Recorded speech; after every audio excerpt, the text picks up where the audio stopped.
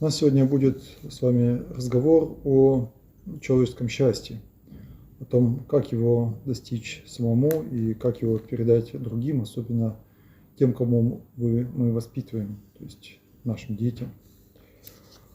Обычно принято считать у нас, что счастье – это что-то внешнее по отношению к человеку. Это то, чего надо достичь вокруг себя. Наше время таково вот уже на протяжении нескольких столетий, что это прежде всего подразумевается материальный достаток, то есть уровень дохода человека, его общественное положение, то есть деньги, которые он получает, вещи, которые он покупает. Это и статус его, объем власти. Все это призрачно и проходящее, и мы прекрасно знаем, что от тюрьмы и от сумы не зарекайся. Это касается каждого человека. Вот вспоминается мне один знакомый, который добился, в принципе, по человеческим меркам счастья. Вот у него была семья, 2 сыновей, успешный бизнес. Вот. А потом так получилось неожиданно, что он лишился всего этого и попал в тюрьму. Вот. И он все ждал, когда же разберутся, его выпустят. Потом, когда он понял, что это неотвратимо, он стал ждать, пока его выпустят по досрочному освобождению, и этого тоже не получалось. И в итоге он весь срок отбыл до конца, без остатка, 8 лет. Вот. И он пришел ко Христу. Вот то, которое он понимал, как большинство из нас понимают, вот, в таком внешнем благополучии, это счастье очень мимолетное. А настоящее находится совсем в другом. Находится в соединении с Богом, в пришествии ко Христу. И он, конечно, в заключение молился, думал, читал, беседовал с людьми. Такой думающий человек, духовно думающий. Вот. И ему открылся Христос. Он до сих пор с трудом может описать, что это было, сон или явь, но как бы то ни было, вот Господь ему открылся, призвал к себе, хотя до этого он относился к церкви очень иронично, так, пренебрежительно. Вот. И он стал искать Бога. И вот мы сегодня с вами будем говорить как раз об этом счастье. Счастье, когда человек ищет Бога.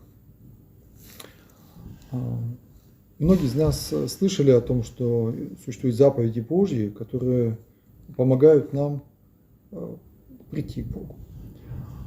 Но немногие из нас, конечно, знают их хорошенько и тем более исполняют. В основном, говоря о заповедях Божьих, мы вспоминаем некие запреты.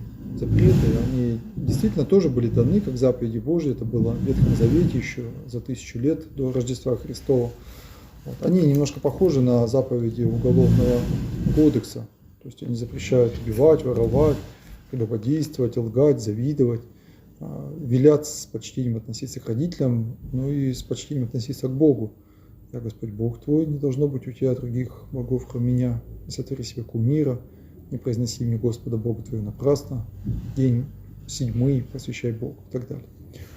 Эти заповеди, они имеют вполне четкие конкретные границы, то есть, в принципе, человек может сказать, что да, вот я, допустим, физически никого не убивал. Мы будем говорить. Что такое блаженство? Блаженство – счастье человеческое, но это даже больше, чем счастье. Это, во-первых, внутреннее состояние сердца, которое уже не зависит от переменчивых наших обстоятельств. Оно с тобой, если ты его приобрел, а приобретать его надо не раз и не два, его надо приобретать в себе каждый день, оно будет с тобой, болен ты или здоров, беден ты или богат, много у тебя детей, большая ли семья, или ты остался один. Вот это блаженство, оно с тобой будет всегда. Его невозможно у человека отнять.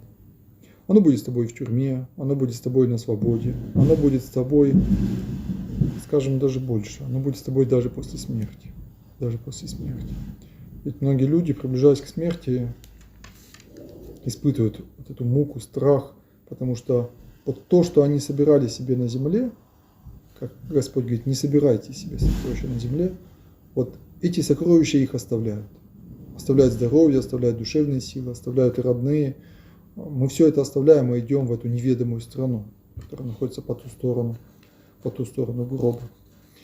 А вот эти заповеди, они открывают нам путь. путь в эту страну, и когда мы весной с вами поздравляем друг друга с праздником Пасхи, то мы с радостью возглашаем «Христос воскрес». Во Христе нам открылась вот эта новая реальность, новая жизнь, воскресение. Воскресение телесное и вот то состояние человеческой души, которое было задумано Богом при сотворении человека. Мы потеряли его от Адама и Евы, но потенциально оно в нас вложено. Вот Христос, Он показывает нам это блаженство души.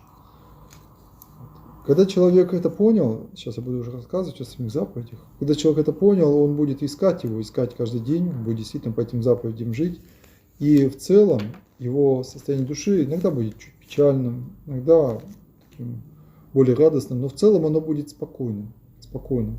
Оно будет таким твердым, потому что оно, повторимся, да, оно строится не на материальном, а строится на ощущении близости Бога. Но временами, в отдельные моменты, особенно там памятные, Господь дает вкусить, то есть почувствовать на вкус вот силу этих заповедей блаженства в полной мере. Вот тогда мы можем сказать, да, это воскресение нашей души, это победа над смертью, это сильнее всего вообще, что только есть на земле.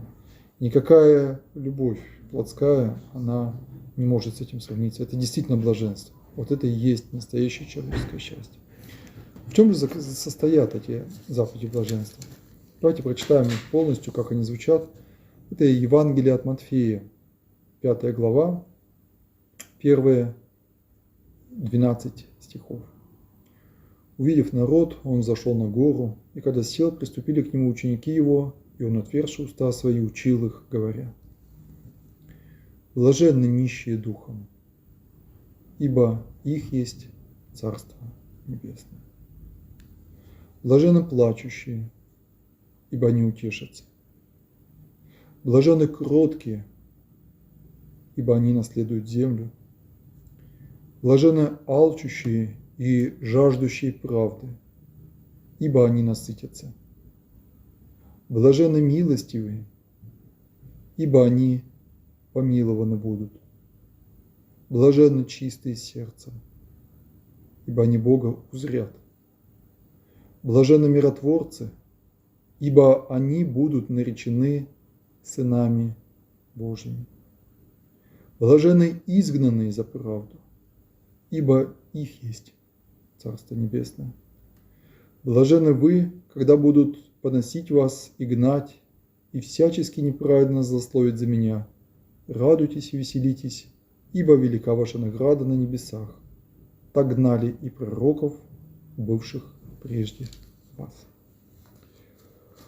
Вот эти заповеди, их можно назвать эссенцией, их можно назвать сердцевиной всего нравственного учения Христова. Они не имеют границ, в отличие от заповедей ветхозаветных. То есть ни один человек не может сказать, что он их исполнил в полной мере, потому что они бесконечны. По сути дела, они ведут человека к любви, к настоящей, бесконечной любви, которая уже не разделяет людей на своих и чужих, и которая, разумеется, ведет человека к его Создателю. Вот эти заповеди, они вводят человека в вечную жизнь, да? Они заключаются таким обещанием: радуйтесь, веселитесь, ибо велика ваша награда на небесах. Заповеди эти подобны огню, то есть их невозможно вот просто взять и исполнить. Им надо жить. И жить каждый день, каждый час, каждую минуту. Вот как костер. Если мы подкладываем в него дрова, ветки, то он продолжает гореть. Если мы перестанем его питать топливом, то он погаснет. Также этот огонь сердца. Если выразить эти все заповеди одним словом, мне кажется, это будет слово смирение. Смирение. Действительно, ведь человек почему страдает на земле? Почему он мучается? Не только внешнее счастье, ему очень сложно построить внешнее счастье, а он ведь мучается внутри. Даже когда вдруг у него все хорошо, он ведь иногда воет просто от тоски. Потому что его мучает страсть. И корень этих страстей – это самолюбие, это любовь к себе. Вот. Или говоря аскетическим языком, это гордыня. Гордыня. То есть когда человек считает, что вот он сам Бог, что ему не нужен Бог, что ему он сам может построить себе вот это блаженное счастье на земле. Это и есть гордыня. А из гордыни уже растут и ложь, и зависть, и блуд, и пьянство, и сребролюбие. Ну, все страсти, они растут из гордыни. И, по сути дела, они являются мучителем человека. Мучителем. Вот. Ну, например, страсть сребролюбия. Сребролюбие, ведь она действительно мучает, она заставляет человека страдать. Вот. Если человек полюбил деньги, и он начинает их себе собирать, то он о них думает, он переживает, что у него не так много, а вдруг ему не хватит. Вот. Он начинает завидовать другим людям и так далее. Вот давайте же разберем теперь эти заповеди чуть более подробно. Первый из них говорит: блаженны нищие духом, ибо их есть Царство Небесное. Что такое нищета духовная? Нищета духовная – это когда человек в целом ощущает себя несовершенным. Вот он как раз нуждается в Боге. Он идет в храм, он молится, потому что он ищет Бога. Я помню, мы как-то разговаривали с одной женщиной, у нее были проблемы в семье, вот, и я рассказывал, что знаю вообще о любви, о супружестве, о вере, какое отношение вера ко всему этому имеет. И вы знаете, она слушала, во-первых, внимательно, вот не отрываясь, я до сих пор помню ее взгляд. Вот, она пила эти слова вот просто как губка пьет воду. Вот. И вот такого человека можно назвать нищий духом. Я помню, как прихожу иногда вот к людям, к обитателям ночлежки. Не всегда, конечно, так получается, но было несколько таких моментов, когда вот они стоят и слушают, не шелохнувшись, не перебивая. Они чувствуют, что в этих словах жизнь. Их не надо как-то специально уговаривать, собирать, как-то мотивировать. Вот люди поняли, что они бедные. Люди поняли, что им нет спасения без Бога. Люди поняли уже, что они сами даже семью создать, даже квартиру иметь они не смогли. Они не могут работать. Они не могут себе даже на кусок хлеба заработать. Вот они живут пропитанием, живут за государственный счет в этой ночлежке. И вот если они это поняли, то это и есть нищета духовная. Прекрасно, это блаженное состояние, и его может понять человек не только в больнице или в тюрьме. А к этому человеку, к состоянию умный, думающий человек, вот, он может прийти вот, из ежедневного общения с окружающими людьми. Он может смириться, то есть он может понять, что много людей лучше меня, много людей умнее меня, много людей сильнее меня, и самое главное, много людей духовно богаче меня. Вот. А человечество ведь так устроено, что все люди взаимосвязаны, и все мы друг от друга должны получать вот эти наставления, эту премудрость. Вот. Не зря же говорят, что глупый ищет кого поучить, а умный кого поучиться. Так вот, наш учитель – это Христос. Вот он действительно духовно богат. В нем все сокровища премудрости и разума сокрыты. И когда мы признаем, что да, вот он распятый на кресте, отвергнутый людьми, но он является источником всякой премудрости, и мы к нему припадем, как к источнику, знаете, как кровь вливают в умирающего человека, также мы припадем ко Христу, вот тогда вот эта заповедь нищий духом, она будет исполняться. Наше будет Царство Небесное. То есть Господь, Он откроет тебе эту дорогу. С крещения она начинается. Кстати, эти заповеди все, и в первую в особенности, их невозможно осуществить самому по себе. То есть невозможно их просто, так сказать, вот как интеллигент выучить и жить этим. Потому что они невозможны без самого Христа. Они невозможны без церкви. Невозможно без таинств, без причащения, без покаяния, без чтения Библии, чтения святых отцов, которые помогают нам эту Библию понять. Поэтому нам очень важно быть в церкви.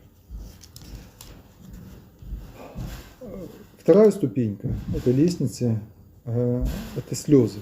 Слезы, как ни странно. Обычно слезы у нас отождествляются с горем, с бедой, с печалью, но здесь речь идет о других слезах. Это слезы духовного умиления. Как раз когда ты поймешь свою ничто духовную, ты плачешь. это слезы печали по Богу. Знаете, вот как ребенок потерял в аэропорту, например, или там, в большой толпе людей свою маму, и вот маленький ребеночек, вот он сел и плачет, потому что плохо без родителей. Или попав в детский дом, он понимает, что родителей нет, и он их лишится навсегда, и он каждый день плачет, он ищет их. Вот мы так должны плакать о Боге.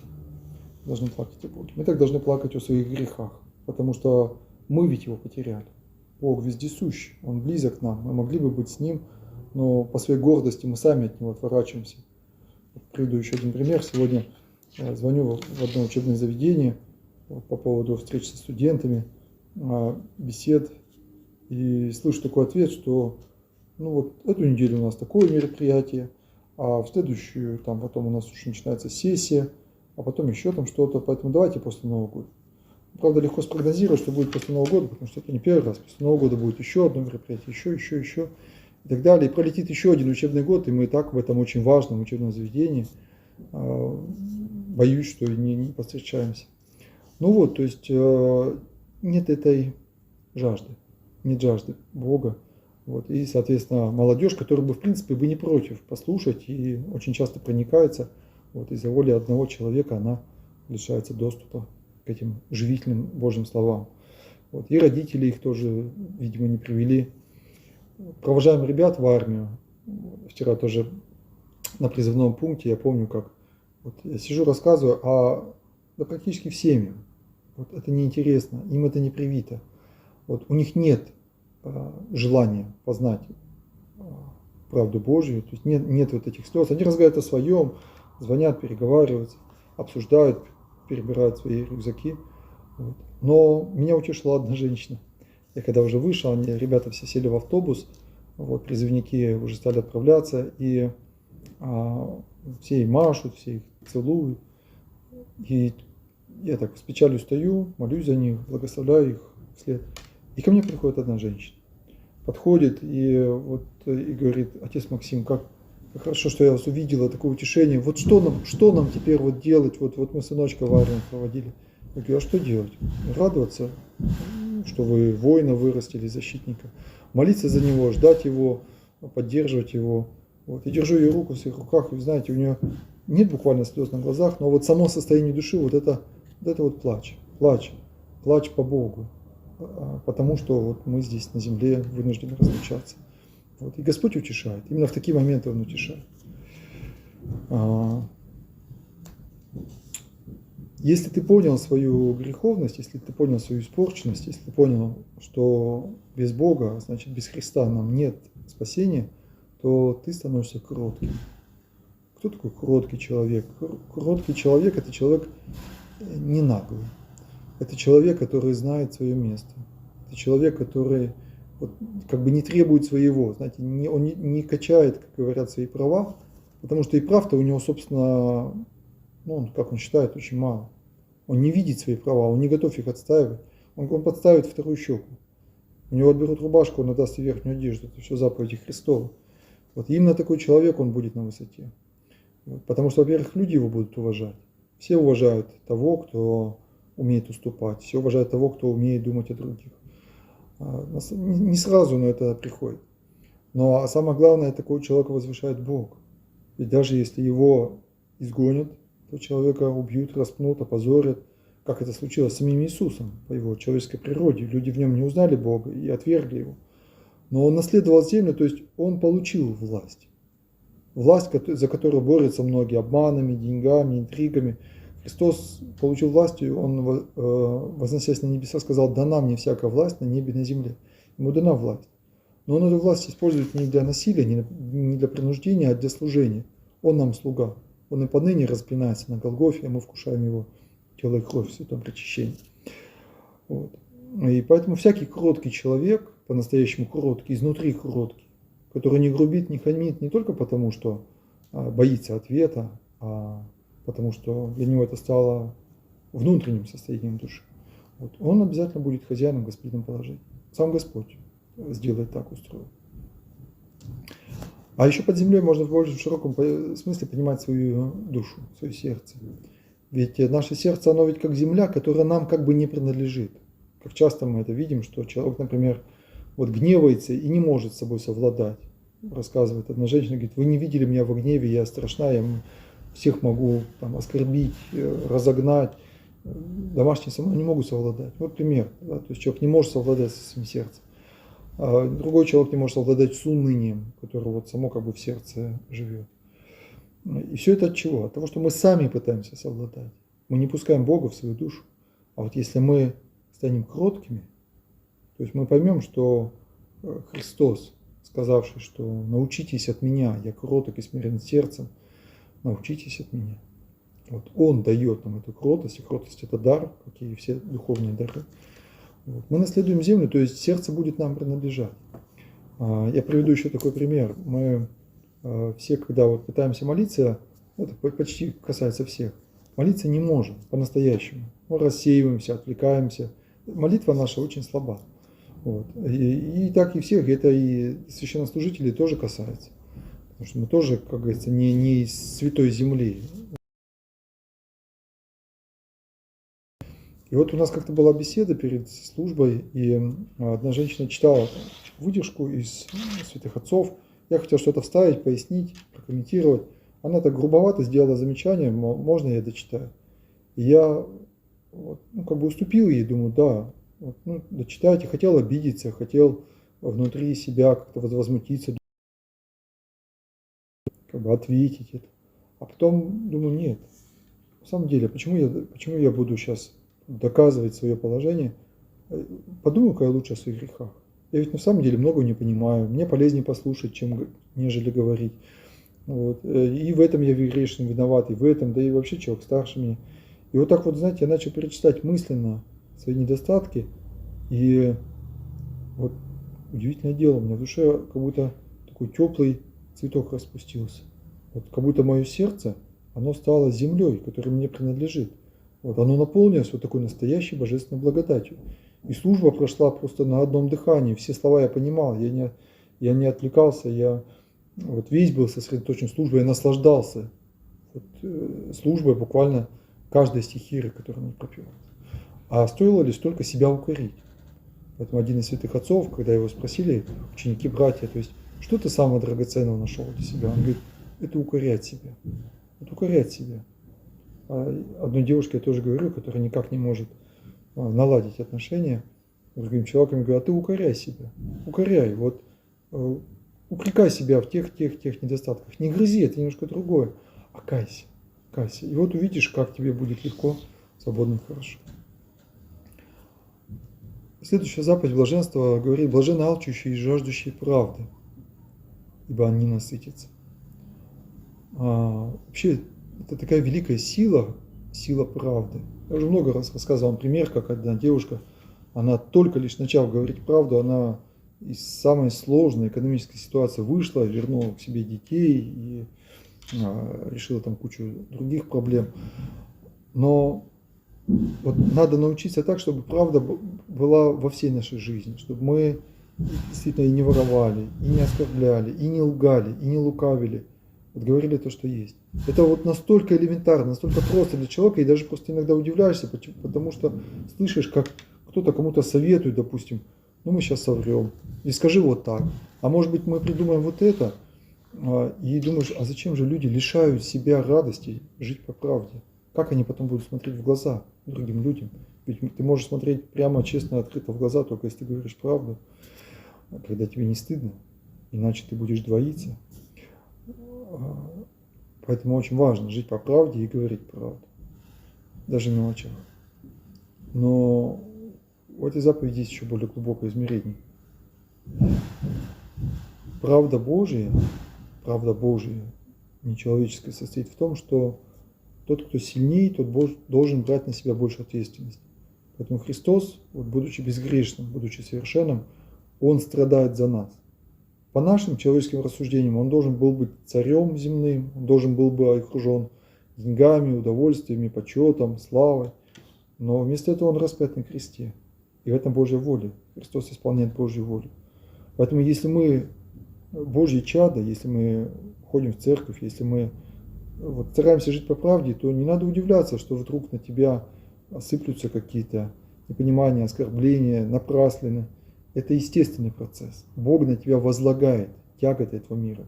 И апостол Павел заповедует, что друг друга тяготы носите, то есть недостатки друг друга терпите. Вот. И так исполните закон Христов. Вот он закон Христов. То есть это не просто жесткие регламенты поведения, а это как раз желание служить.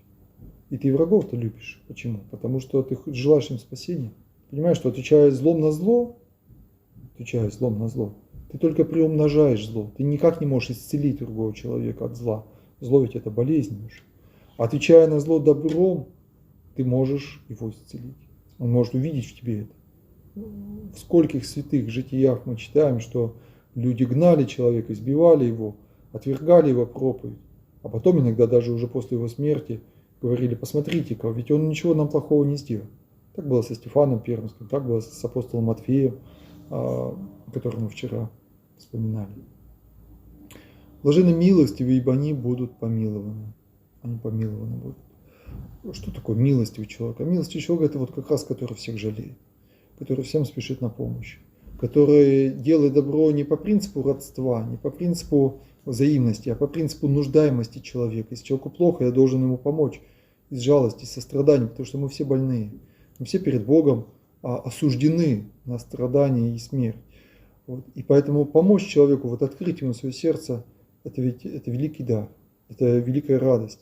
Милость не бывает духовная. Это сказать правильное слово, поддержать, выслушать, наставить на путь правильный, отговорить от греха, отговорить от аборта.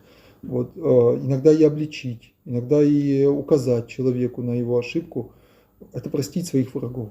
Это все та милость, за которую мы получаем помилование. Помню, как одна девушка увидела письмо ВКонтакте, выложенное с просьбой от заключенной женщины, и она прям быстро собралась, пошла, все купила, в этот же вечер отправила и говорит: я получила такую радость. Я всегда к этим людям относилась с пренебрежением. Я сама участвовала в этой правоохранительной системе, и я считала, что они недостойны помощи. А вот тут даже не знаю, что меня коснулось, но я почувствовал, что такое настоящая духовная радость. Это значит, это Господь ей открыл, потому что она помиловала через это письмо, через эту жертву незнакомого человека, и Господь дал ей милость свою. Блаженны чистые сердцем, говорит следующая заповедь, ибо они Бога узрят. Грехи наши ведь состоят не только в том, что мы непосредственно сделали или сказали, они начинаются в сердце. В сердце живет лукавство, в сердце живет суета, в сердце живет прелюбодеяние, в сердце живет злоба. И если человек очистит сердце, очищается постом и молитвой, и этой праведной жизнью, смирением, заповедям Христовым. Самая трудная победа — это как раз победить свою гордыню, потому что наше сердце, оно как на столбе, все построено на гордыне. Поэтому радуйся, когда тебя будут поносить и гнать. Сейчас мы об этом еще скажем. Блаженны миротворцы, ибо они будут наречены сынами Божьими. Исполняя эти заповеди, живя по этим заповедям, человек приобретает в себе мир, смирение. Как говорит преподобный Серафим, что стяжи дух мира, вокруг тебя спасутся тысячи. И этот мир начинает вокруг него распространяться. Иногда это видно через общение, иногда это не видно через молитву или просто через пример человека, иногда даже через его лицо, через его голос. И человек в мире становится представителем самого Бога. Они будут наречены сынами Божьими. Всех святых в переносном широком смысле можно назвать сынами Божьими, но прежде всего это сам Иисус Христос. Он в высшем смысле Сын Божий и по божественной природе, и по человеческой. И Он есть миротворец, потому что, когда Он родился, ангелы на небесах запели: слава Вышнему Богу, на земле мир, в человеце благоволение. В церкви, в покаянии для человека наступает этот святой божественный мир. Блаженны изгнанные за правду, ибо их есть Царство Небесное, говорит Господь. Да, правда в нашем мире такова, что за нее не только хвалят, награждают, за нее даже чаще, пожалуй, изгоняют, оскорбляют человека. И на это надо быть настроенным, что всякий делающий правду, он, как говорит апостол, все хотящие жить благочестиво в Христе Иисусе гонимы будут. Поэтому если тебя уволили, если тебя отвергли, если с тобой перестали разговаривать за правду, не за твои грехи, а именно за правду, которую ты делал, и ты это удерживаешь, переносишь, и ты не отказываешься от этой правды, ты блажен, потому что ты участник Царства Небесного. Царство Небесное – это Царство правды. Всякая ложь от дьявола. Последняя заповедь – просить вас и гнать, всячески неправильно злословить за меня, то есть за Христа. Да, самые жестокие, самые кровопролитные войны – это войны религиозные. Это когда идет битва за веру. Самые жестокие гонения были в 20 веке, это были гонения на православную церковь в 30-е годы, потому что это были как бы религиозные по духу гонения. Сейчас мы тоже видим, что такой религиозный душок немножко витает в воздухе со всеми нововведениями, с принуждением людей вот, к определенным мероприятиям, процедурам и так далее. Вот, и чувствуется, что, возможно, будут еще такие времена, когда будут гнать, убивать и в тюрьмы заключать именно за преданность Христу. И Господь предупреждает, что как Он был отвержен от людей, так и Его ученики, Его последователи тоже будут отвергнуты. Но как и Его верные последователи, они тоже наследуют землю. Ну и завершается эта лестница блаженства словами, воодушевляющими: радуйтесь и веселитесь, ибо велика ваша награда на небесах. Блажен, счастлив тот человек, который вот в определенном смысле, как говорят святые отцы, разочаровался в земных сокровищах. Вот он уже понял, что они человека не спасают. Он уже понял, что богатство не делает человека богаче. Он уже понял, что самые главные вещи – это не вещи. И он начинает искать вот этого небесного сокровища. Оно вливается по временам в его сердце, он ощущает его, он наслаждается им. Он понимает, что оно вполне воссияет там, после страшного суда, вот, когда он будет поставлен по правую руку от Господа. Вот. И мне хочется призвать всех к этому. И мне хочется призвать всех тех, кто воспитывает своих детей, родителей, учителей, воспитателей. Вкладывайте детям это. Не бойтесь им об этом говорить. Не бойтесь им сказать вот эту правду духовную, что счастье не на земле, что счастье в Боге, потому что вы их тогда направите к счастью. К какому разочарованию они придут, если мы им скажем, что счастье – это закончить престижный вуз, накопить какую-то сумму денег, родить крепеньких детей и там, стать известным общественным деятелем. К какому разочарованию они придут, когда все это сделают, и скажут, каким жестоким может быть обман. Помните, как солдат Александр Зацепа, убитый на танковом сражении, вот он в ночь перед этим сражением написал эти замечательные стихи. Найдите, если не знакомы, письмо солдата к Богу. Он говорит: я понял, каким жестоким может быть обман. Но, Господи, я к Тебе приду, сегодня же ночью я к Тебе постучусь, примешь ли Ты меня.